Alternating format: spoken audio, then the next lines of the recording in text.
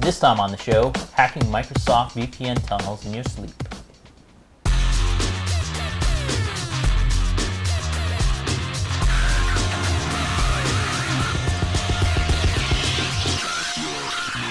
This week's episode is brought to you by the U.S. Air Force. Go to Assist Express, domain.com. Got a great idea? It all starts with a great domain. Hello and welcome to Hak5. My name's Darren Kitchen. I'm Paul Tobias. And the rest of the cast ran away. Yeah, you're just left with us right now. It's true. Now, actually, Shannon was just in Missouri. Yeah, she having fun with family. Yeah, and then I was, they go crazy for Halloween. Like crazy. She showed me some videos she has. It's oh, yeah? good. Yeah? Oh, maybe we can slip some in or some photos or something. Yeah.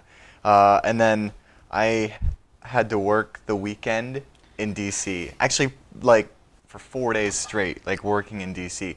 And the weirdest thing was, I was doing conference coverage, like, so, you know, and then they said, hey, we need you to shoot at the Marriott Wardman. I've been like, I've done that 3 times at ShmooCon. So what kind of conference is this? Not an exciting one, let me tell you. No, I was doing corporate video, and let me tell you, there's no fun to be had. Oh, well, just a lot of kind of board meeting, whiteboard pointing. Yeah, and you can't like go up to the presenter and be like, no, you need to jazz it up. But they don't get it. They're a bunch of engineers. Yeah. Well, not like us dorks. I mean, geeks. I mean, nerds. Take your pick. Enjoy it all. Yeah. So what else we got going on? We've all been working on a lot of fun stuff. I've just been hanging out in D.C. Yeah, that was good times. But no, you're telling me that you're working on what was it? Well, we've got some device hacking coming up. Shannon's working on like a little itty bitty Linux device. Telling me about. Yeah, that's the hotness right there. Got it running X on Debian, so you know that's good. So she's going to show us that soon. Yeah, she's. I think next week, and let's see, I've got all sorts of other like ARP type. I've got a whole bunch of fun hacker segments coming up, so that's going to be good. I'm spending a lot more time in the shell. Yeah. And we're going to be spending some time out, was it west, north? Yeah, west. We're going west. We're going west. We're going to Virginia Tech. That's where we're going. The mountains. I've never been to Blacksburg. I hear it's fun. I guess. I don't know. I haven't spent much time out there. So anyway, if you attend Virginia Tech or you're nearby it, you should be there this weekend because that's what's up. We are going to be there on Saturday, November 7th. Performing a live show. Yes, it's Hak5 Live at Virginia Tech. We are taking over the campus and, owning up some Wi-Fi. I mean, doing presentations and fun hacker stuff. It's going to be a lot of fun. Yeah. Come out and see us. Yeah, hak5.org/VT for all of the details on that. We really hope you can join us. It's open for everyone. All right. Yeah. So let's go ahead and get into your segment. Right, yeah, I'm getting into some fun Microsoft VPN hacking. It's kind of a lot of combination of other things, isn't it? Yeah, you know, it's taken a lot of things that we've learned and piecing it all together. I mean, you can't show the good without the bad, you know? All right. Well, I'm going to go get behind the console and switch. All right, well, we're going to get into that, but first, let's take a quick break and thank one of our awesome sponsors, domain.com. Want to play all the latest co-op video games, but don't have any friends? Contract a companion. It's a great idea that starts with a great domain at domain.com. Domain.com has sweet deals on domain names like player2rentals.com. Domain names for less than $10 a month without pushy upsells, no commitment web hosting for under $6 a month, private registration, and even killer virtual private servers are why domain.com is the place to get your next domain. Best of all, Hak5 fans get an additional 15% off their orders when they type the coupon code HAK5 at checkout. Got a great idea? It all starts with a great domain at domain.com.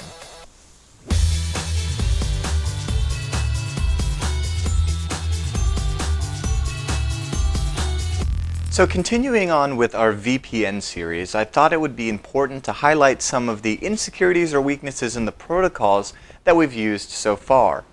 Now, much like we have just a while ago set up an SSL VPN using Adito or OpenVPN ALS, if you will, we then followed that up with a nice little tool called SSL Sniff that basically allowed us to, when we're man-in-the-middling our target there, go ahead and make those SSL requests on his behalf and then send him a unencrypted connection that looks very similar to what he thinks he's going to be on, and meanwhile we're seeing everything in between. And yes, go ahead and try that on a D2. It'll work, and you'll be quite surprised. But that's your inherent weakness in SSL or TLS is, hey, are you paying attention to this, this connection here? And what we're going to do today, or attempt to do, is to highlight some of the insecurities in Microsoft's own protocol, or their default protocol for a VPN server. Now, you'll notice that, or if you remember, if you've been following along, we've set up 2 VPN servers using Windows. We set up the first in Windows Server 2003 using routing and remote access, and that's all tied in with Active Directory. And we've set one up in Windows XP just using the local user accounts. And both of those were PPTP, or point-to-point tunneling protocol based VPNs. And that's essentially taking, just encapsulating PPP traffic. It's real good in theory, but we're going to highlight one of the weaknesses here in it.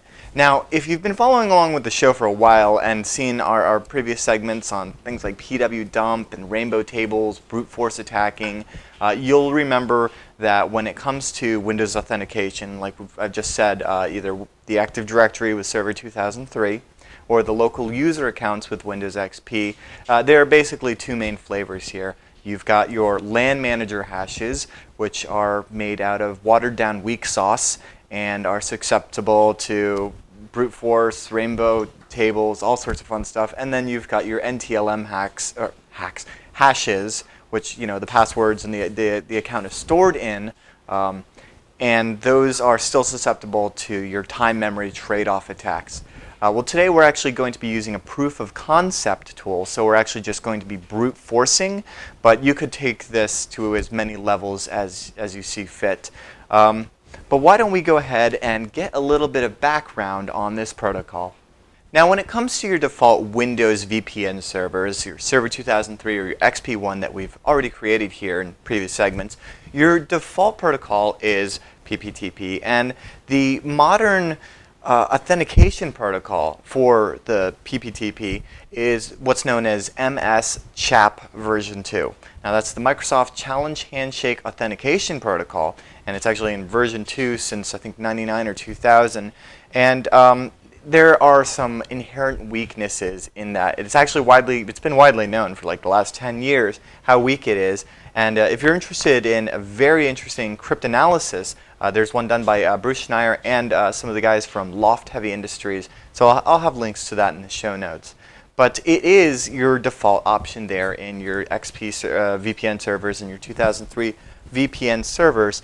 And if I take a look here, I'm in my Server 2003 box, and I'll go ahead and take a look at this routing and remote access service, and under security, authentication methods, and we'll notice here we've got the MS-CHAP. And there really isn't a whole lot of other options other than less secure mechanisms here, like unencrypted or just the regular CHAP, and that's a shame. There are other options that exist, maybe Radius, or maybe even just using a more secure protocol in general rather than Microsoft's point-to-point tunneling protocol. But suffice it to say, when it comes to PPTP, CHAP is where it's at. So we're actually going to exploit some of those weaknesses in a wonderful tool. So let's take a look at that tool for Linux. So I'm here in my Backtrack 4 VM, and the tool that we're looking at today is called ASLEAP. This is actually, if you're familiar with the tool that we used, I think last season, Cow Patty, this is actually written by the same author, Joshua Wright, and this came out in 2004 and was updated, I think, in late 2008 with some other options and stuff. But we're actually going to focus on those today. And to give you an idea about this tool, it's a proof of concept tool for demonstrating the weaknesses in both LEAP and PPTP. Now, LEAP is like an extension of EAP. It is called Lightweight Extensible Authentication Protocol, and you're only really going to see this in Cisco access points and Cisco gear. So that's not really what we're interested in. But it will also do Microsoft point-to-point tunneling protocol because they both use the same MS CHAP version 2, which is inherently weak. And it is because it doesn't use any salts for the NT hash, and it uses some weak DES keys, and it sends usernames in the clear, and we're able to, with this tool, exploit this. And if we capture, using a man-in-the-middle attack, capture that handshake when the connection is created, we can actually, either live or with a packet capture, run it through this tool with a dictionary file and some key generation. We can find the last 2 bytes of the NTLM or the LAN manager hash, and from there we can actually brute force it with a dictionary. And that's just because there are the inherent weaknesses in the way that this is designed with the DES. So that's very cool. Just out of 2 bytes at the end of the hash, able to reverse that and crack it. And so that's the high-level overview of this tool. So let's go ahead and have some fun in the shell and see what we can get going on as far as a demo is concerned. Now we have our backtrack 4 VM, which is what we're going to use as the attacker. We have our server 2003 box here with our VPN server, our routing remote access going on, and I've got an Active Directory. Let's take a look. We're going to have to use a new user. Let's call him Paul. I'm going to be hacking Paul. Yeah. All right. So connecting as Paul. We're going to give him a lame password.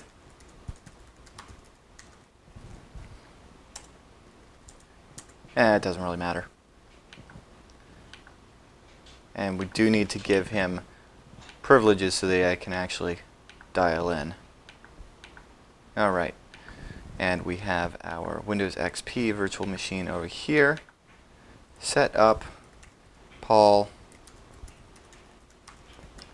Name password. Okay, now I don't want to connect yet because I actually want to go ahead and initiate from the attacker side a man-in-the-middle attack so that I can actually see all of the packets that are going from the client to the server and vice versa.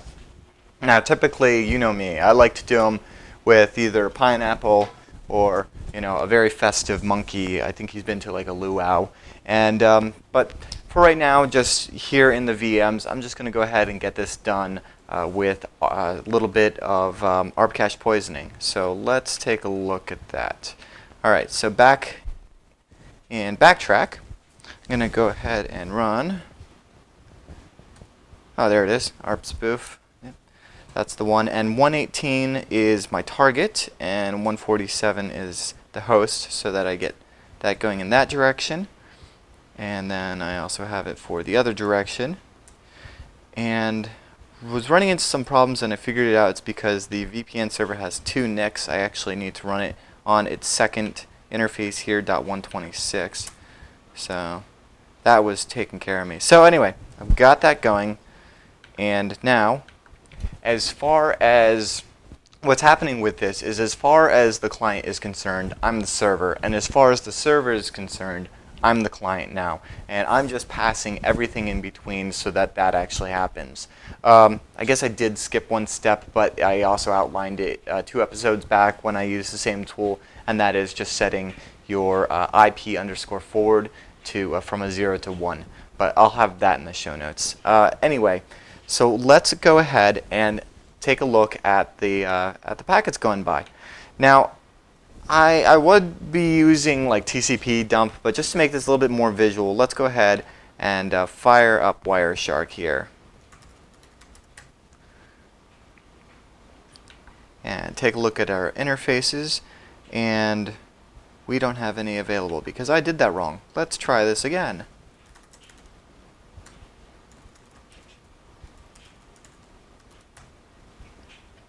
Yes, yes. Hey, look at that.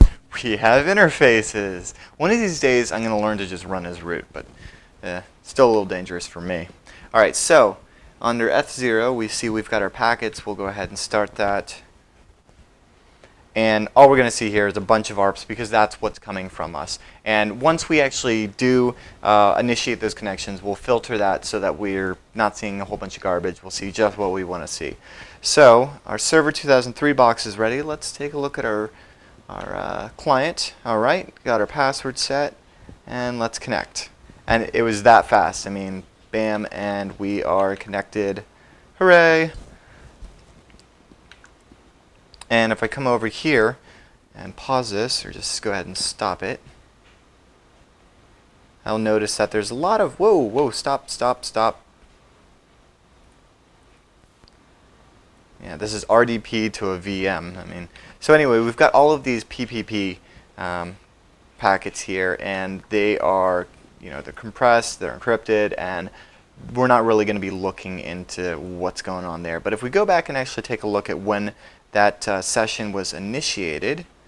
All right, so I've come up here and I see that we've got all of these ARPs, but then down here, this is where we see the PPTP, the start a connection request, and from here we're going to be able to isolate this and actually extract the handshake from this and create our dictionaries, run through some tools, and start some cracking. But first, let's go ahead and thank one of our great sponsors, the United States Air Force.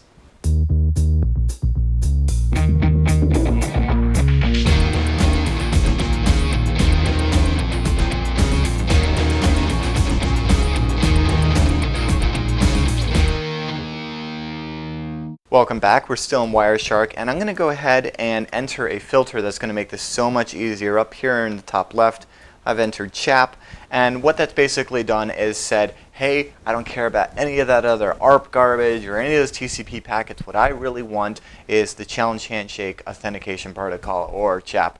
And that's the beautiful thing about Wireshark. It's why I'm not using TCP dump for this. It just makes it so easy to visually see this. So if we actually take a look here under info, we can see our, it's 118 talking to 147, these IPs here back and forth. And let's see if I can compress this so you can see a little bit better. But the challenge was issued from name salt. Remember, that's the name of our Server 2003 box. And here's the value. And if I actually take a look down here, come here. There we go.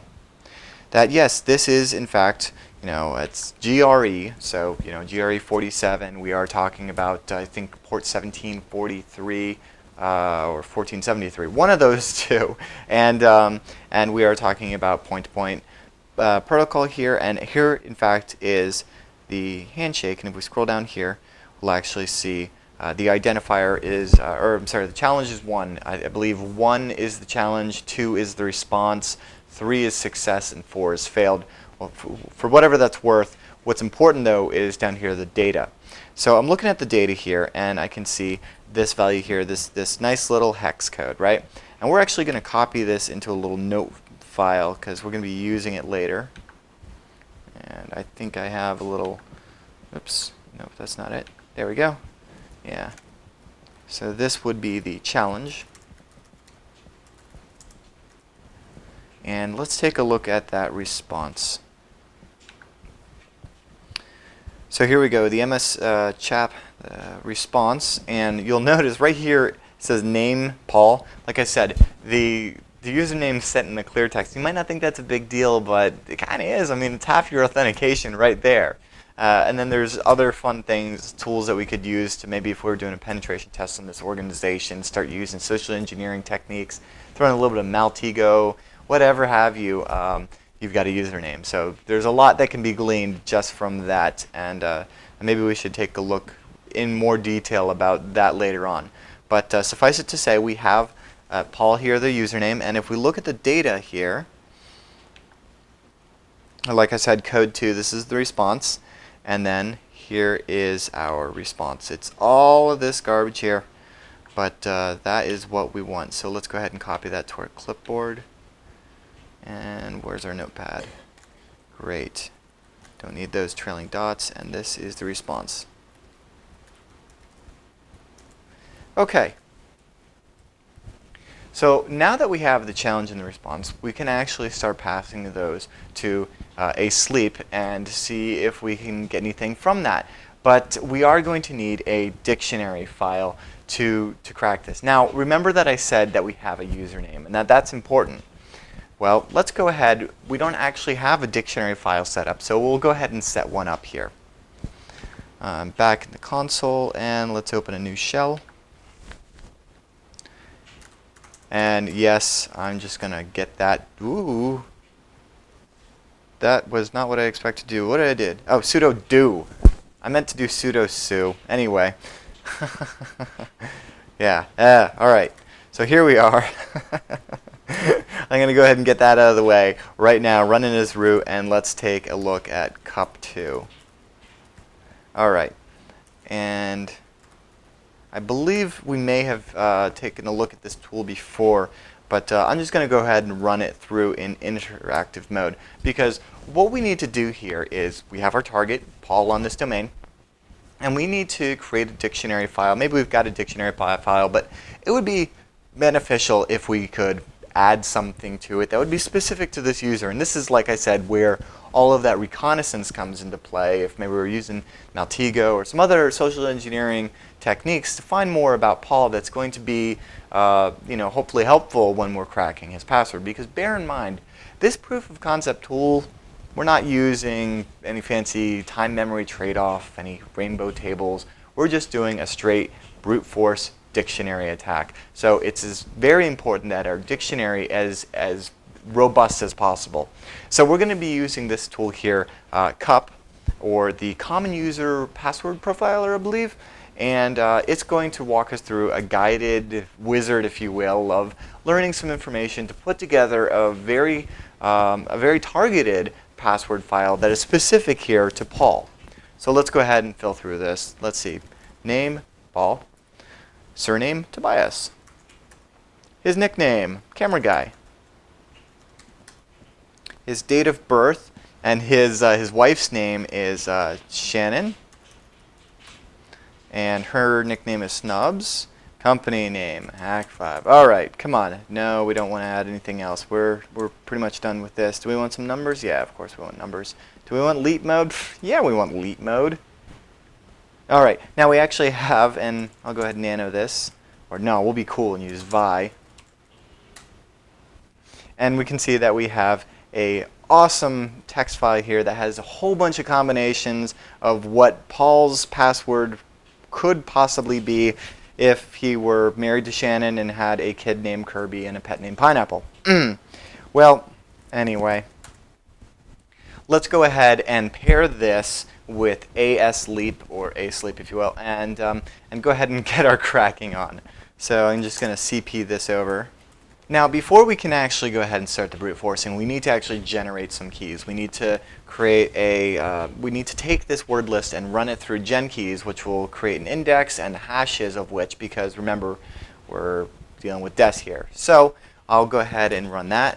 And all we have to do is go ahead and specify our dictionary that we just created and tell it where we want to output the passwords with our hashes, as well as the index file name. So let's go ahead and just tack f, and we'll call this words2.dat for the passwords and hashes, and we'll call this words2.idx for index. That didn't take too long.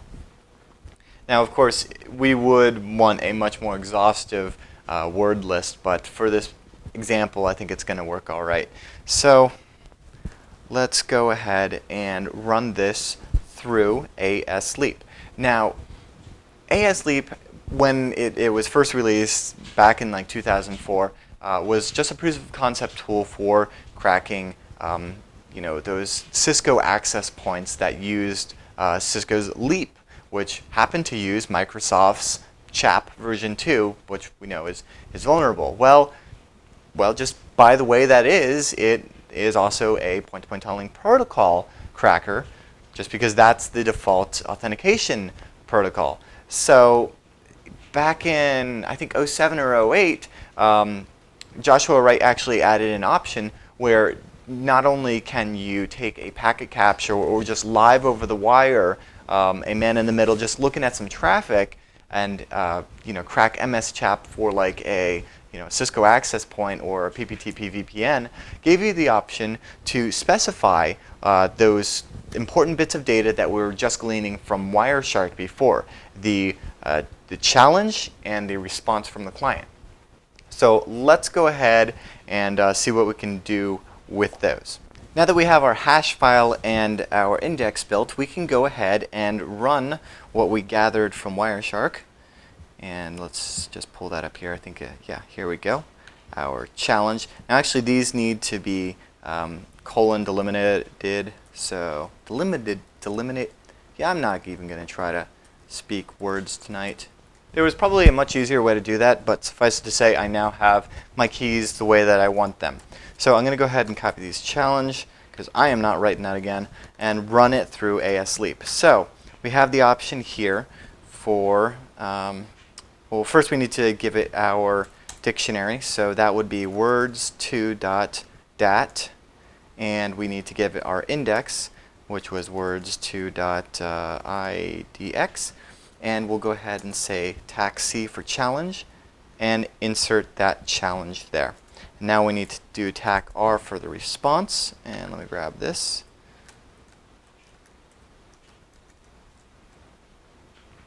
And insert that response.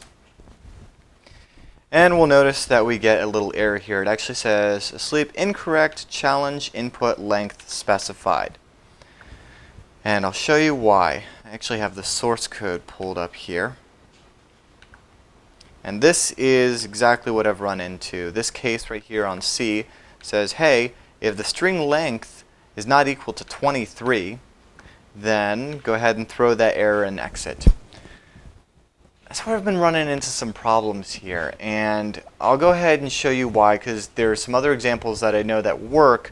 And I'm not sure if it's just a matter of it being formatted wrong or I'm not truncating it properly. But I've actually tried, oh, okay, then maybe it just wants the first. Because the problem here is that 23, well, with the colons would be 16 characters or 8 bytes, right? But I'm given 16 bytes in Wireshark when I look at that. So what's going on? Well, let's take a look. I'm going to go ahead and open up one of the demo data files that comes with Wireshark, or I'm sorry, that comes with ASLEAP. In fact, if I go over to data, you can see here we have a PPTP dump. And if you take a look at the README, they explain what the passwords are and stuff for these demos, so you can get a feel for the program without doing any capturing of your own. Well, head over to Wireshark, and as I have already done with my last one, I'm filtering for CHAP. And I can see, here we go, our challenge. And if I come down here to data, you'll notice that that is just as long. That's 32 characters or 16 bits because they're hex as what I had before. The response is just as long. Of course, the name sent in the clear. But interestingly, if I run this through the cracker, it actually works.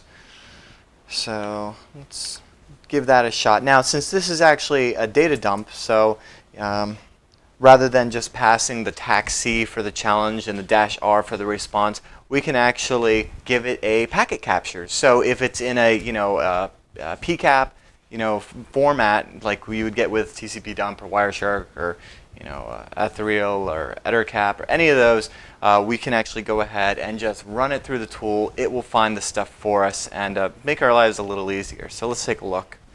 And again, give it our words.dat.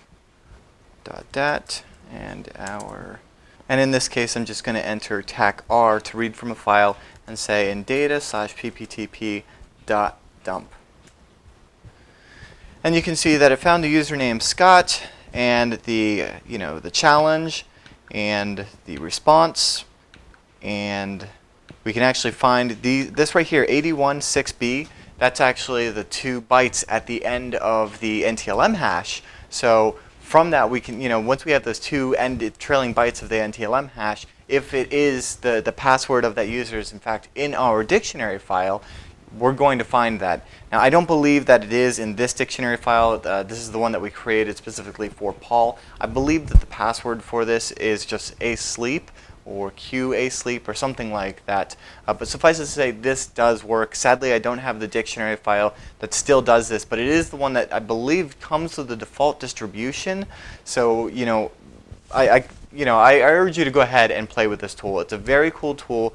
Download it from Will Wright's blog. It's Will Hack for Sushi, and give it a try because it definitely does work. I'm sorry, Joshua Wright. I'm not sure why I said Will Wright. Anyway, but you can see the discrepancy there, and I can show you down here. Where is it? LS. Yeah, I have been spending a long time trying to figure this out, and this is the part where I actually have a unsuccessful demo. Sad, I know, but I'm actually very curious as to why this isn't working, because everything that I've seen would indicate that this should actually be only 16 characters or 8 bytes rather than what I'm getting here. So I'm not really sure, and that's why I'm asking you guys, and I will go ahead and fire off an email to Joshua Wright, see if I can figure that out. But still, nonetheless, very cool tool. I could probably take what I have right here and put it into a text file with like the user colon and then the challenge colon and the response, and then throw that through like John the Ripper, which I don't think we've ever talked about here, and it's probably outside of the scope of this segment. And email me if you want to talk about that, because it's probably a segment all in itself. But anyway, you could probably crack it that way. But the point being, it's a very cool application tool here that's going to allow us to take advantage of the inherent weaknesses in MS Chap. And I think while my demo fails here in that I can't get the right challenge length and whatnot, I think I am successful in displaying just how weak it is. Just like in here, we can find the last 2 bytes of that hash in the demo file. So go ahead and take a look at the tool for yourself, run the demos, and see what you guys can do. And I guess the takeaway here is really that MS Chap is inherently flawed. It's been 10 years. And maybe it's time to just look at a different protocol. And I'm not even sure if PPTP is worth, tacking on that much more effort when there's other protocols that we will, in the rest of this VPN series, be looking at. So tune in for the rest of the series as we take a look at L2TP and IPsec, and then setting up your own open VPN servers and doing fun stuff with VPSs and tunnels and home routers, and it just goes on and on. But you guys, your feedback, definitely very important, because it influences this series, the whole show for that matter. So of course, feedback at hak5.org is where you can find that. Will Hack for Sushi is where you can find Joshua Wright's blog to download ASLEAP, and you can find the rest of the show notes about anything we've talked about here today at hak5.org. And you can blame me on Twitter for not getting this right at Hak5Darren. The best way to provide technical support is to do it online with GoToAssist Express. You can help friends learn how to use new software or fix family computer problems without being there in person. GoToAssist Express lets you easily view and control a computer online so you can quickly resolve technical issues. Whether you're in customer support, technical consulting, or management, or just a computer guru, GoToAssist Express will help you increase revenue, reduce travel support time, and service more clients. Try GoToAssist Express free for 30 days. For this special offer, you must visit gotoassist.com/hak5. That's gotoassist.com/HAK5 for a free trial. Here we go, here we go, here we go, here we go, here we go.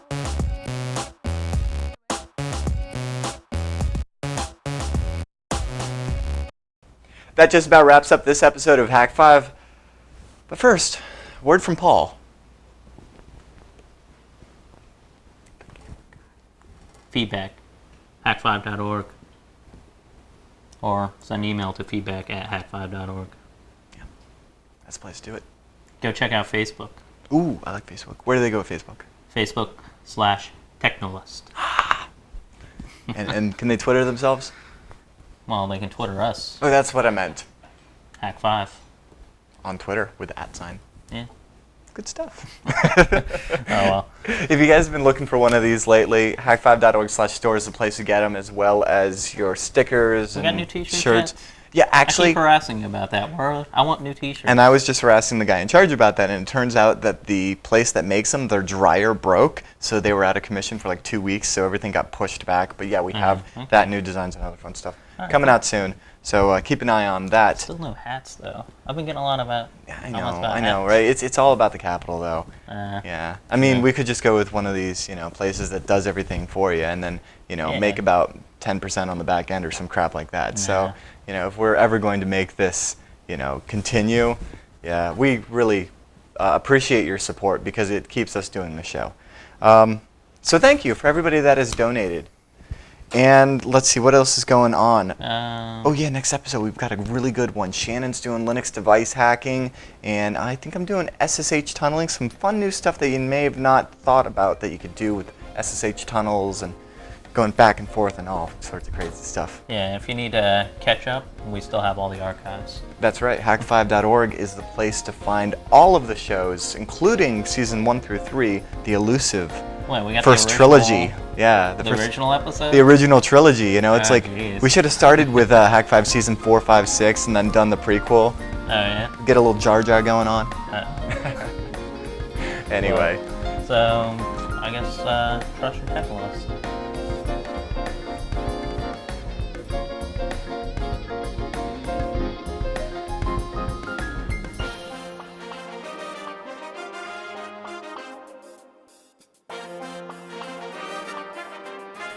Now, not too far, or not too with the words and the I'm gonna do that one.